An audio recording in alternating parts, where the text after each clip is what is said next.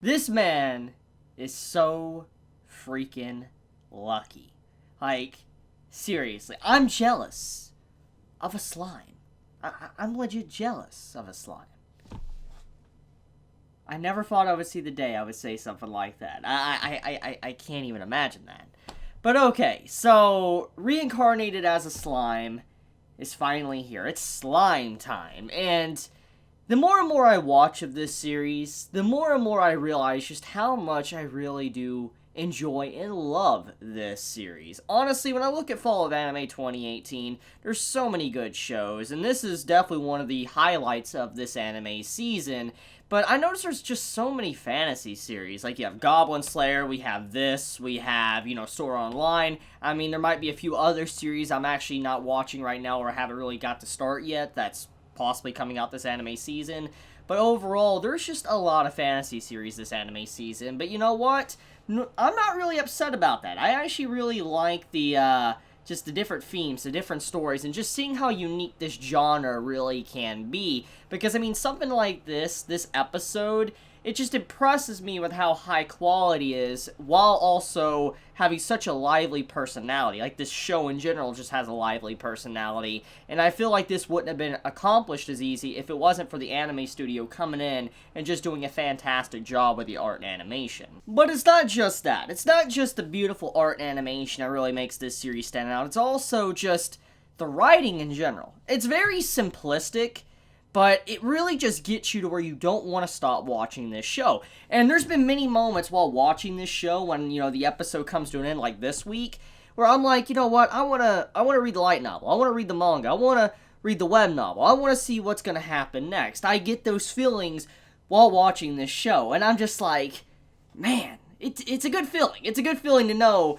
that I'm craving for more. And it's not just this series that is doing it to me. It's Goblin Slayer. I mean, and also SAO, since technically I'm not even caught up anymore. I mean, there's a few series from this anime season I actually want to go out of my way and catch up with. And just like, that's how much I'm really appreciating this season, but this show as well. Did someone say Elves?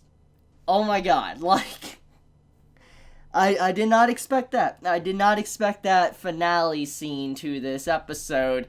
That was definitely something I didn't think the show would do. I mean, fan service and stuff, I expect. I mean, when we think about the last episode with the Goblininas or whatever, I mean, obviously there's going to be, like, fan service in this series, especially since it's a comedy, but oh my god, like, I did not expect to see our MC, Rimuru, actually go into a building and just basically get served by these elves.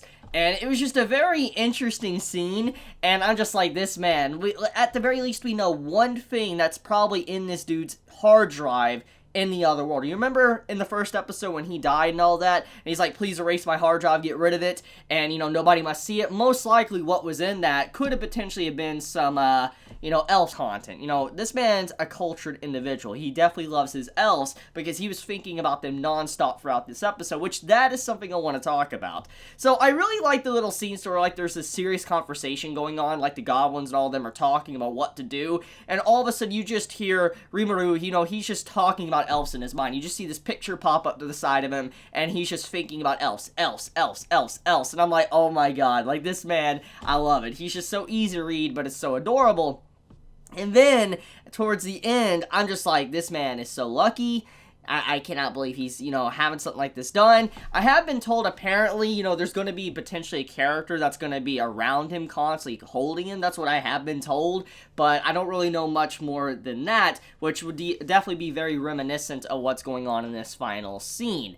But okay, so getting into the context of what, this episode is about, it's about getting to the Dwarven city, which, honestly, this reminded me a lot of, like, different hub towns in an MMORPG. There's certain towns and stuff you can go into in World of Warcraft, like Dalaran, that is basically a hub city that is a sanctuary for both sides, the Horde and the Alliance, and this episode reminded me a lot of that. You could definitely see maybe the writer of this series has played his fair share of MMOs and stuff, or knows a lot about fantasy when it comes to a shared town to where nobody is allowed to attack each other, and that's pretty much what was going on in this episode. This Dwarven city, that our MC went to was actually just a sanctuary where all races, monsters, and all that could be safe and not be attacked at all, no matter what. Now, you can be attacked before you enter the place, but as long as you enter within the walls, you're completely fine.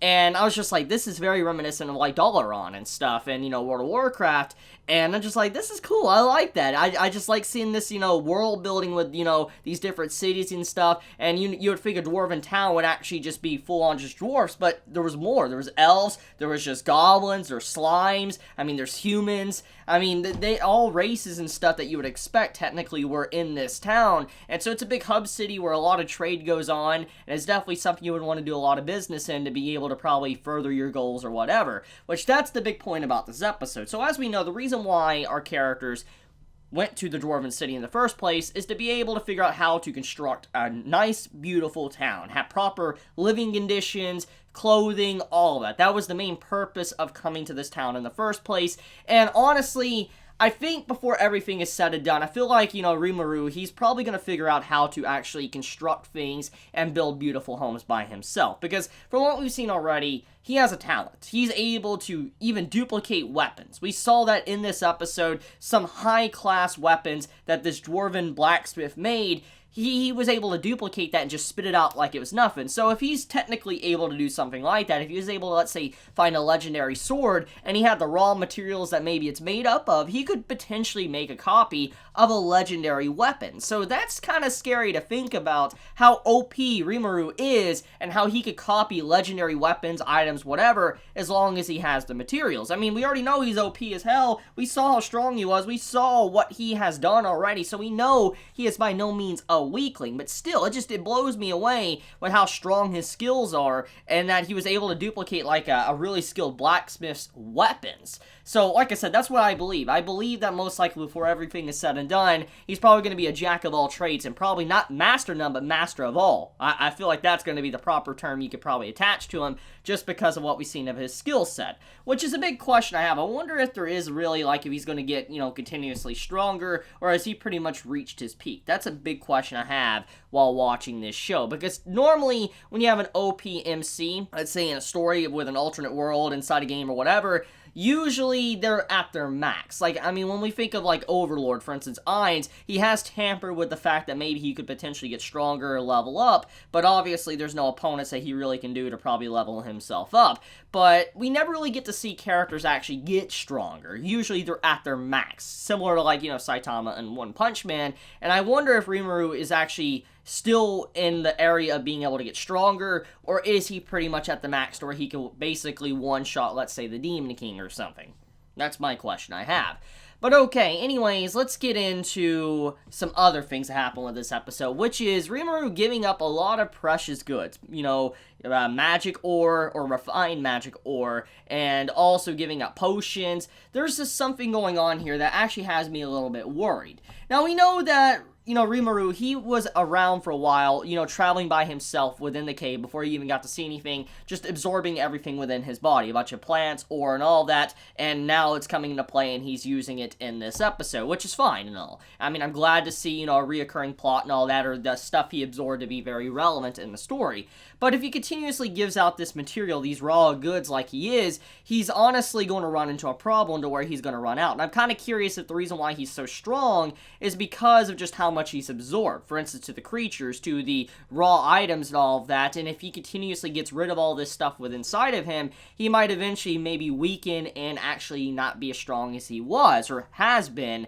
And it's not just that either. Even if he does get weaker, he's going to probably eventually run out of resources. I highly doubt he has an infinite amount of potions to magic ore and all that, and just giving that stuff up like nothing. Yes, I know he was able to progress the village, and he's able to get some, work done and all that, but giving all this high precious material, this refined ore like Magisteel and all that, it feels like he's wasting a lot of potential money and profit he can make, and I wonder if that's going to become an issue eventually to where he just completely runs out and he's going to have to figure out how to farm this stuff back properly to where he can actually continue to do things, which is another thing. I wonder if he's ever going to run into a money issue, because this is a fantasy world, he's new in this world, and yes, he has a lot of magical stuff within him, but even then though, I wonder if he's eventually ever going to have to work to make money. He's going to have to go out of his way, do jobs or certain things to be able to make money, and if he does potentially, let's say, start up a kingdom or something, which I talked about in my last episode review, then, you know, he's going to need a lot of money to be able to back funding to build a kingdom, maybe similar to this Dwarven home that we saw within this episode. But okay, one big thing I do want to talk about is that within this episode, we have dwarfs that are potentially going to be joining the party of our MC. They're going to be coming back with him to the Goblin Village. And here's an interesting thing that was not stated in this episode. Like, Rimuru wasn't aware of it, and we, as the audience, kind of saw stuff about this at the first episode and the second episode, if I'm correct. We know with Veldora, you know, disappearing and all that, it caused a dispute within the forest, and now countries are going to be going at each other and all that, and, you know, the monsters are running, you know, rampant, doing whatever they want. And we know that the weapons, if I'm correct, that the dwarfs are making is by the same politicians that were basically saying they needed to quell the forest that was going on where Rimuru's set up where the goblins are. So technically, the dwarfs are making weapons for the humans that are going to be used against the goblins within the forest, if I'm correct. I could be wrong, it could be misremembering. If I am, you know, correct me in the comments below, but I believe that is some conflict setting up, which I wonder if, you know, this comes to fruition and it continues. I wonder if the dwarfs are going to side with the politicians or side with Rimuru, but I'm going to assume they're going to side with the MC